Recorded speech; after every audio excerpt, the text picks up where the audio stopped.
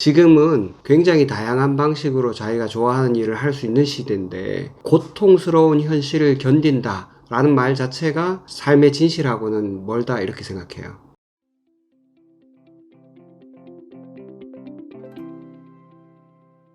자, 오늘은 스트레스의 힘 마지막 시간입니다. 6번째 이야기, 성장하기. 역경은 어떻게 나를 강하게 만드는가? 역경은 오늘 혹시 토론하면서 역경이 자기를 강하게 만들었던 이야기를 짧게 기억이 나면 강하게 만들어준 역경은 없다. 다 힘들기만 했다. 이러면 얘기 안 해도 됩니다. 자, 여기서 해볼까요? 누구한테? 없네? You.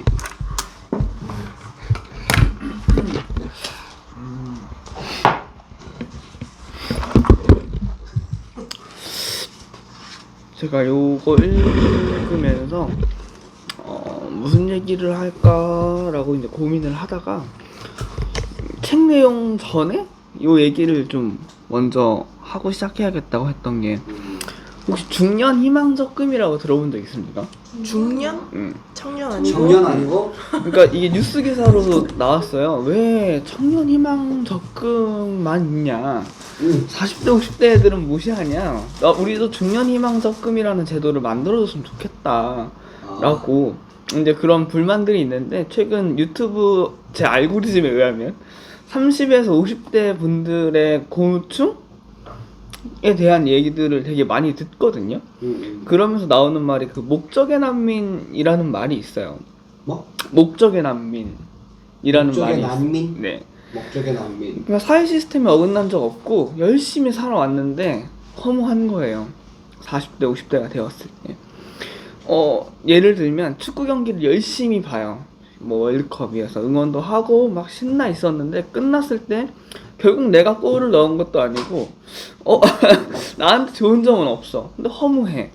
내가 회사에서 큰 프로젝트를 성사시켜서 회사에 큰 이익을 안겨줬어. 근데 결국에 나는 바뀐 게 없어. 똑같아. 내 인생이 바뀌는 게 없다라고 생각하는 거예요. 내가 열심히 일을 했음에도 불구하고. 그래서 그분들이 하는 말이, 내가 돈을 벌고 내가 시간을 투자를 했는데 진짜 온전히 나를 위해 쓴 게 있는 건가? 라는 이야기들을 하는 이야기들이 많더라고요. 그런 이야기를 이렇게 들으면서 저도 사실 직장인이라면 다 공감을 어느 정도 할 수 있는 부분들이라고 생각을 해서 최근에 좀 그런 걸 많이 봤는데, 이 역경에 어떻게 나를 강하게 만드는가에서, 그러니까 내가 힘든 스트레스랑 역경을 이겨냈을 때 결국 난 성장해 있더라 라는 이야기들을 하잖아요. 이러면서 두 가지 키워드가 떠올랐어요. 망각의 동물은 인간이라고 하잖아요. 그래서 저한테 그런 추억은 군대. 저는 군대에 있을 때 선임이 후임들 발에 오줌을 쌌어요. 뭐? 선임들이 후임들 다리에 오줌을 쌌습니다. 다리에 오줌을 쌌다고? 네. 저희는 그게 당연하다고 느꼈어요. 분위기가 그랬으니까. 그리고 우리 때도 안 그랬는데. 부대마다 정말 다른 것 같습니다. 부대마다 다른 것 같아요. 잠 안 재우기도 많이 있었고, 어느 정도 약간의 폭행은 진짜 조금 있었던 것 같고, 그리고 저는 팬거는 많이 있었습니다. 그런 군 생활을 했죠.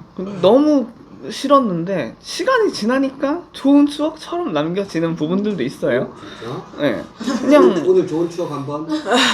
군대에서요. 지나간 추억이. 군대 정말 별의별 일이 많았어요. 진짜 많았는데 지금 생각해 보면 웃고 넘어갈 수 있는 이야기들이 돼버렸죠.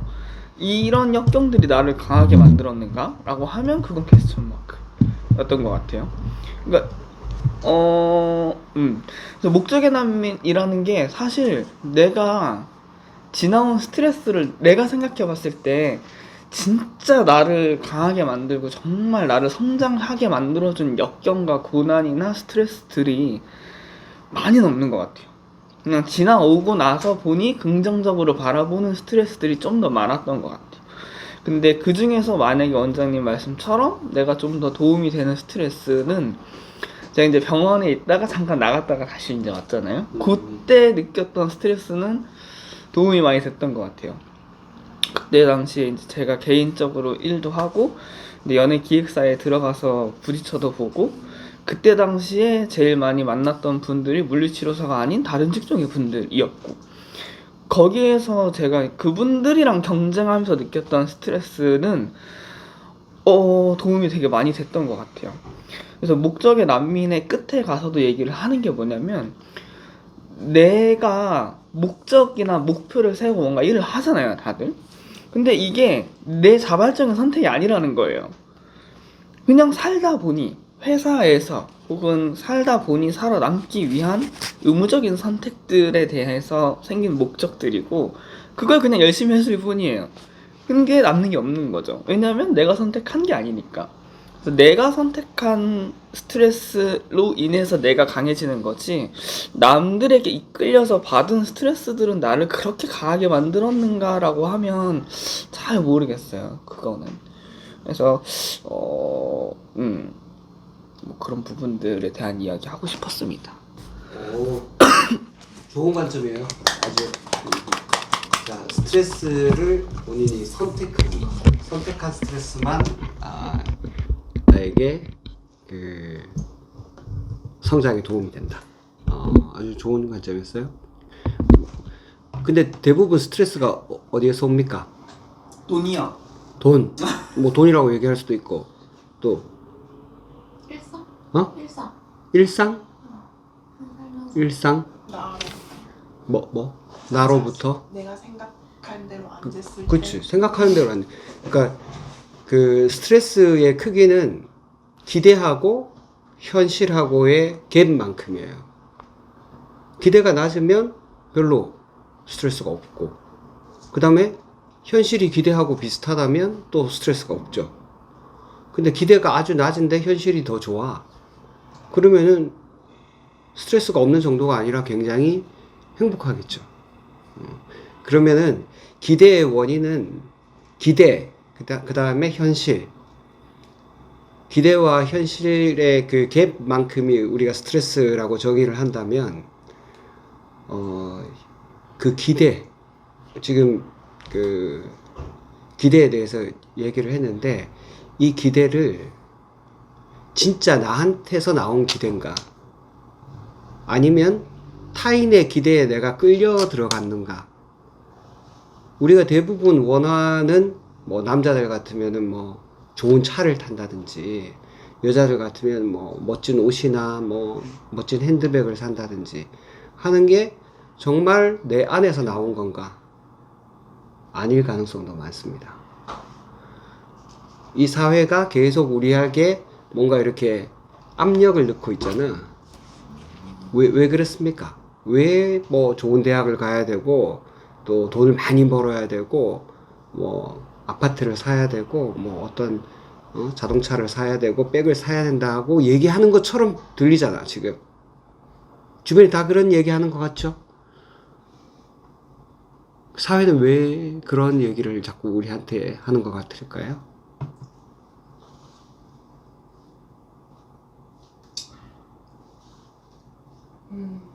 세금 받으려 어? 세금 받으려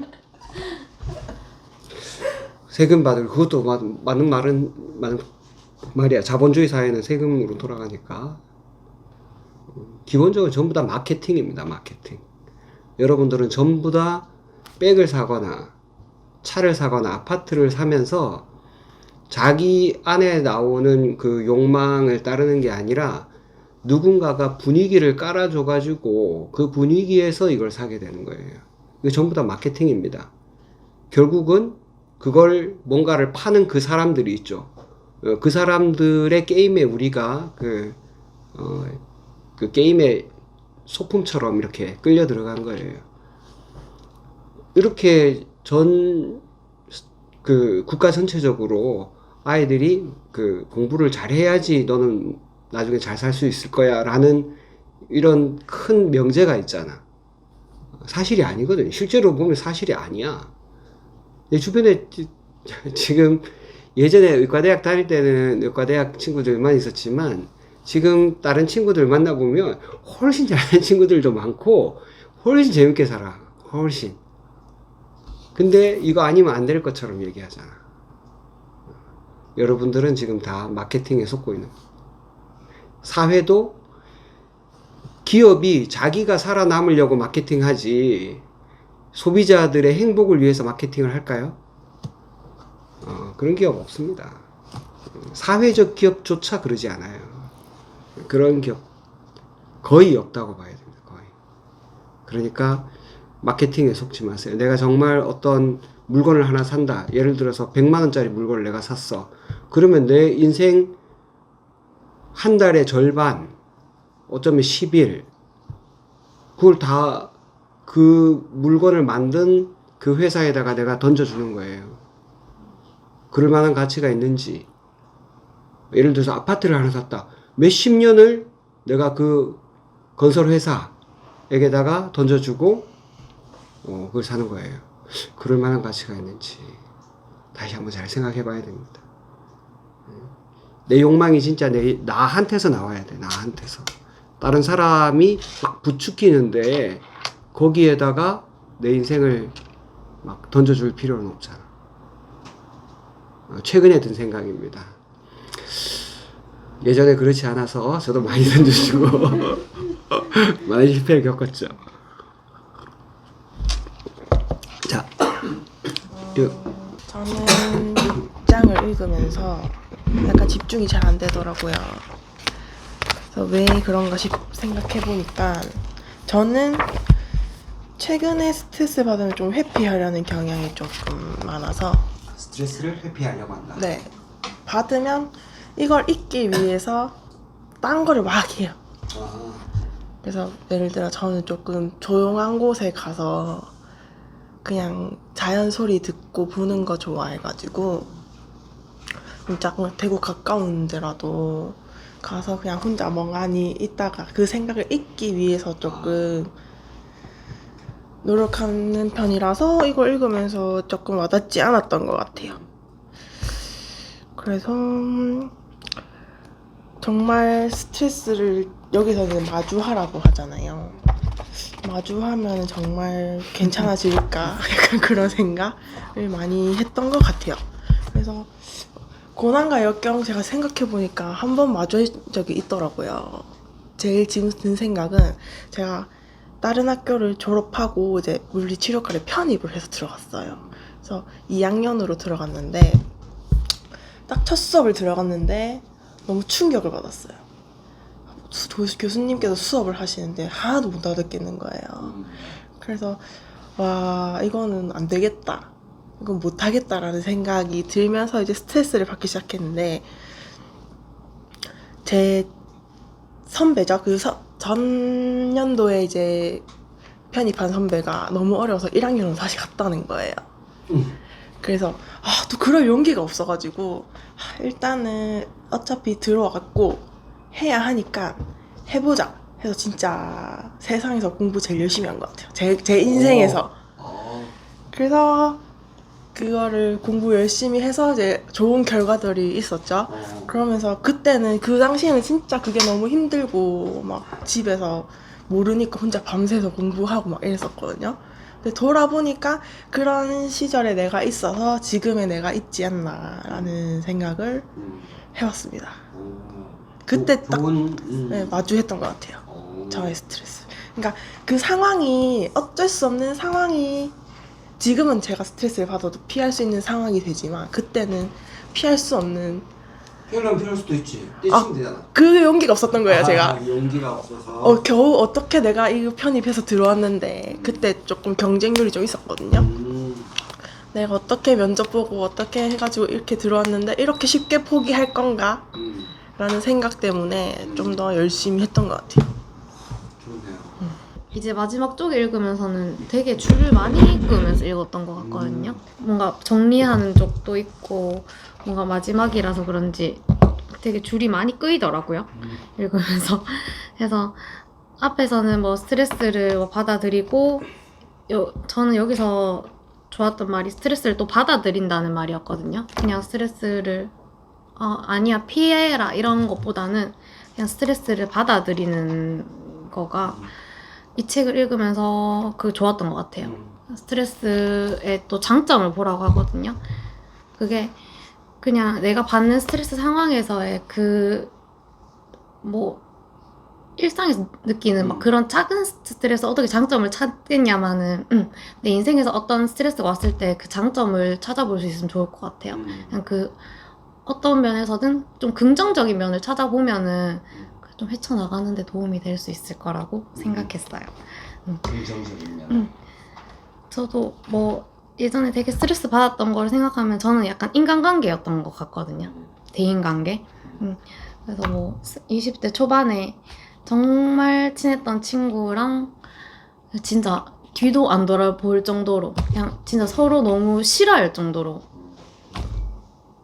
근데 막 주위에는 얽혀있기 때문에 막 끊어내지는 못한단 말이에요. 그냥 모임에 나가 만나게 되고 근데 나가면 약간 웃어야 되고 약간 그러는 게 진짜 스트레스였어요. 근데 제가 뒤돌아보니까 제가 정말 친했던 친구이기 때문에 너무 제가 그 친구한테 너무 막했고 저는 남한테 진짜 잘하는데 되게 친한 친구한테는 되게 못하고 있더라고요. 뒤돌아보니까. 그래서 후회를 했고 또 지금은 또 화해를 했어요. 지금 또 잘 지내고 있어요. 또 어떻게 돼가지고.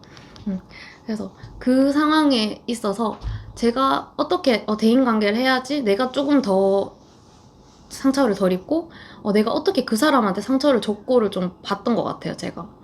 그래서 그 사건 되게 저한테 되게 너무 좋았어요. 이게 관계가 다시 개선이 돼서 좋아진 건지 모르겠지만 제가 가까이 있는 사람한테 되게 잘 못하고 있었다. 더 막 나쁘게 하고 있었는 거를 좀 마주하게 된 것 같아요. 저는 마지막에 여기 역경은 어떻게 나를 강하게 만드는가. 이게 너무 뻔한 얘기잖아. 우리나라 말 고사성어의 고진감래. 응? 고통스러운 일들이 계속 쌓이고 지나가다 보면 달콤한 날들이 또 올 것이다. 나는 이게 우리나라 고사성어 중에서 제일 싫어하는 고사성어예요. 고진감래.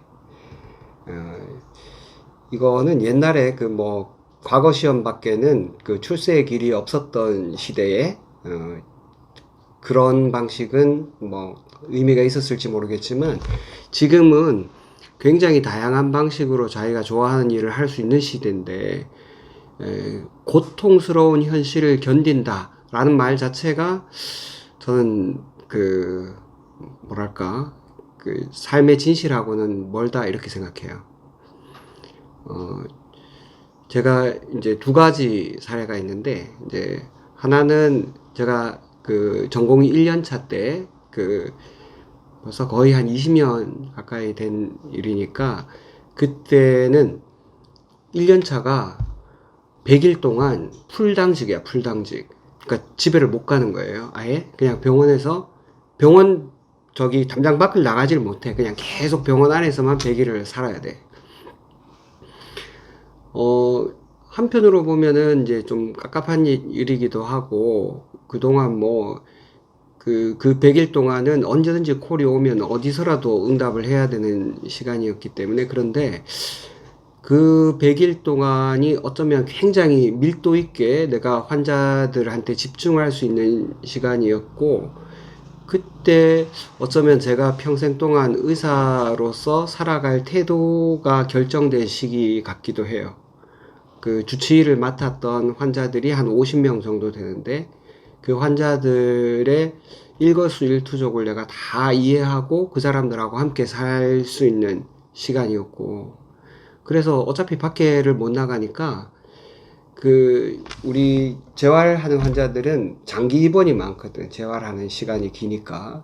그래서 보호자들이 집에서 반찬들을 싸우거나 아니면은 병원 한쪽 구석에 이렇게 취사할 수 있는 곳이 있어가지고 거기서 음식을 해 먹어요. 김치찌개도 해 먹고 막 이래. 그러면은 이제 제가 주치의니까 지나가다가 부르면은 안 바쁘면은 거기 앉아가지고 저기 보호자들이랑 같이 앉아가지고 신문지 깔고 거기서 이제 밥 먹고 막 보통 다른 선생님들한테도 그렇게 얘기했는데 대충 그냥 감사하다고 인사만 하지 퍼질러 앉아서 먹지는 않았어. 근데 저는 눈치가 없었는지 몰라도 진짜 퍼질러 앉아가지고 거기서 계속 먹었거든. 근데 그 덕분에 진짜 너무 재밌었어요. 그 보호자들의 소소한 일상도 다 알게 되고, 그런 덕분에 환자들 좀 더 가깝게 볼 수 있었고, 그래서 저는 그런 100일 당직이라는 게 굉장히 통과 의례 같은 힘든 시간이었지만 저한테는 너무 재밌는 시간이었어요.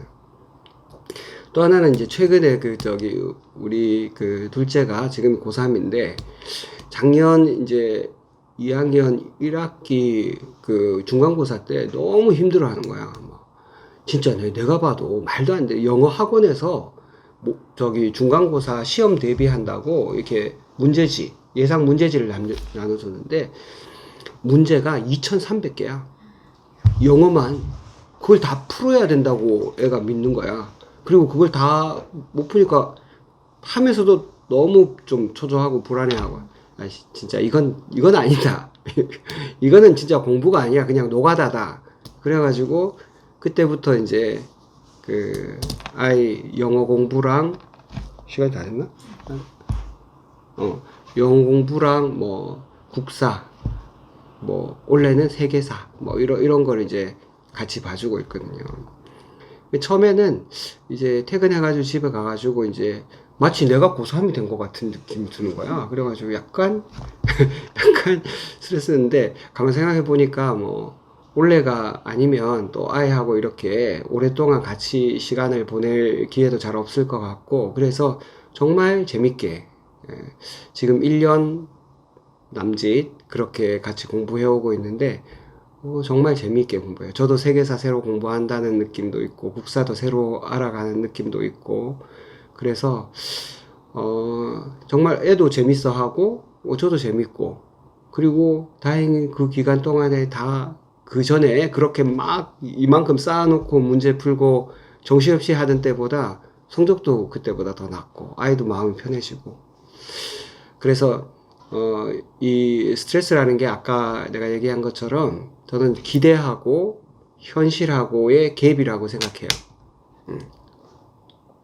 문제는 현실은 내 마음대로 바꿀 수 없다는 거예요. 내가 바꿀 수 있는 것은, 유일하게 바꿀 수 있는 것은 내 기대예요. 자, 기대하고 현실하고 만났어. 그러면은 어느 게 깨집니까? 기대가 깨지죠. 기대가 깨지는 게 이게 진실이야. 그러니까 내가 깨질 만한 기대를 가지고 있었던 거예요. 물론 그렇다고 늘 현실을 받아들이기만 하고 아무것도 안 하는 건 아니에요. 늘 어떤 거를 기대해. 그리고 기대가 현실을 만나서 깨지는 걸 당연하다고 생각합니다. 그리고 때로는 그러다 보면 조금씩 기대도 조금 더 정확하게 할 수 있게 돼요. 지금 이 상황에서는 이런 정도의 기대를 가져야 되겠구나 하고 기대도 조금 더 정교해집니다. 물론 기대를 막 부풀려 갖고 꿈꾸듯이 할 수도 있겠죠. 그렇지만 그건 아주 먼 이야기고, 지금 당장 오늘, 이번 달, 올해의 기대는 훨씬 더 현실감 있게 가지게 되는 것 같아요. 그래서 마치 기대가 계란 같고 현실은 바위 같아요. 기대로 자꾸 현실을 깨려고 하는 굉장히 어리석은 일인데, 그것도 근데 자꾸 깨져봐야 돼. 자꾸 깨지면서도 이게 자연스러운 일이구나. 현실에 대해서 내가 받아들인다는 거. 받아들인다는 게 굉장히 중요한 일인 것 같아요.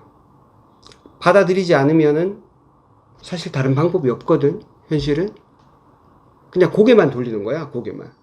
현실은 그대로 있고 고개만 돌리는 거. 불편한 현실을 내가 그대로 이렇게 마주보는 거 있잖아요. 난 이게 용기라고 생각해요.